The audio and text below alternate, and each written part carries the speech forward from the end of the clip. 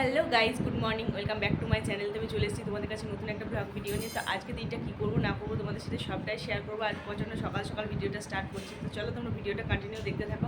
I hope তোমাদের video দেখতে খুব ভালো লাগবে। তো চলো আজকে দিনটা স্টার্ট করো। তো এখনও পর্যন্ত ব্রাশ ট্রাশ কিছুই করিনি। তো চলো আগে ঘুম থেকে উঠে মা বললো যে ভাইয়ের টিফিনটা ফার্স্ট রেডি কর। তো চলো রেডি করিনি, তারপর দিন তোমাদের সাথে পরে কথা হচ্ছে।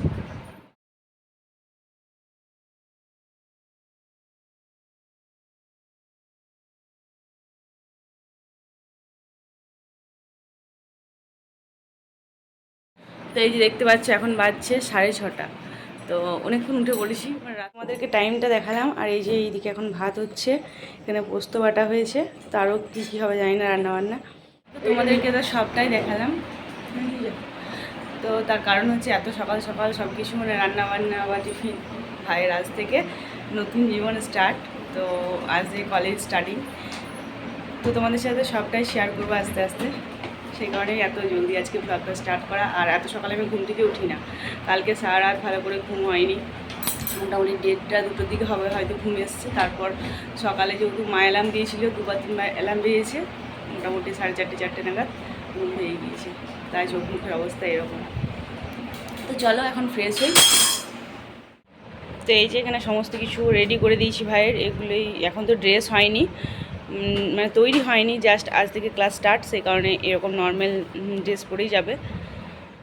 একটা কথা ভেবেই পাচ্ছি না, এই কিছুদিন হয়তো আগে আমি কলেজে গেলাম আর আমার ছোট্ট ভাইটা কতটা বড় হয়ে গেল, যে ও এবার কলেজে যাচ্ছে। ভেবেই কেমন লাগছে। তো তোমাদেরকে আগের অনেক ভিডিওতে আমি বলেছি যে স্ট্যান্ডটা আমার কাছে নেই, সেই কারণে আমি ভিডিও সেরকমভাবে করতে পারছি না, মানে ভিডিও তোমাদের সাথে শেয়ার করতেই পারছি না। তো দেখতে পাচ্ছ আমি এখন বিছানাটা ঝেড়ে নিচ্ছি। তো তারপর থেকে আমি ভিডিওটা কন্টিনিউ করিনি ভাই চলে যাওয়ার পর। একদম তার পরের দিন তোমাদের সাথে ভিডিওটা আমি কন্টিনিউ করি। তো তারপর আমার ভিডিও সেদিন কন্টিনিউ করা হয়নি, সেই কারণে আজকে আমি চলে এসেছি। তো আমার কাছে কিছু টুকরো টুকরো ক্লিপ ছিল, সেগুলোকে নিয়ে একটা ব্লগ বানিয়ে দিয়েছি। ভাবলাম যে অনেকদিন ভিডিও শেয়ার করা হয় না, সেই কারণে ভিডিওটা শেয়ার করছি। তো দেখতে পাচ্ছ ব্যাগপত্র নিয়ে বসে পড়েছি। তো এখানে কুর্তি, তারপর কিছু শাড়ি, আমাকে সব কিছু গোছগাছ করতে হবে। তার কারণ হচ্ছে বিয়েবাড়ি আছে। তো আসার টাইমে রেখেছিল একটা ব্যাগ হয়েছিল আমার, আর যাওয়ার টাইমে 3টে ব্যাগ হয়ে গিয়েছিলো। তো এখানে দেখতে পাচ্ছ লুচি আলুর দম মধ্যে ছিল। তো এটা এখন খাওয়া দাওয়া করে নিয়েছি। তারপর বাবা কিছু আমরা পেরে দিল, তো ওগুলোকে নিয়ে যাব সেই কারণে। তো ভাবছিলাম বেরিয়ে পড়বো, দেখতে পেয়েছো তোমাদের সাথে প্যাকিং শেয়ার করেছি। তারপর দেখি খুব জোরসে বৃষ্টি আরম্ভ হয়ে গেছে, সেই কারণে বেরোতে পারিনি, একদম ডাইরেক্ট আমরা বিকালে বেরিয়েছি। পর তোমাদের সামনে এলাম, তো রেডি হয়ে গিয়েছি যাব। আর ও নিতে চলে এসছে অনেকক্ষণ, তোমাদের সাথে দেখাই করাইনি। তো চলো এখানে ব্যাগপত্র সমস্ত কিছু প্যাকিং হয়ে গিয়েছে, তোমাদের সাথে শেয়ার করেছি। তো চলো এখন বেরোনো যাক, তারপর তোমাদের সাথে পরে আবার কথা হচ্ছে।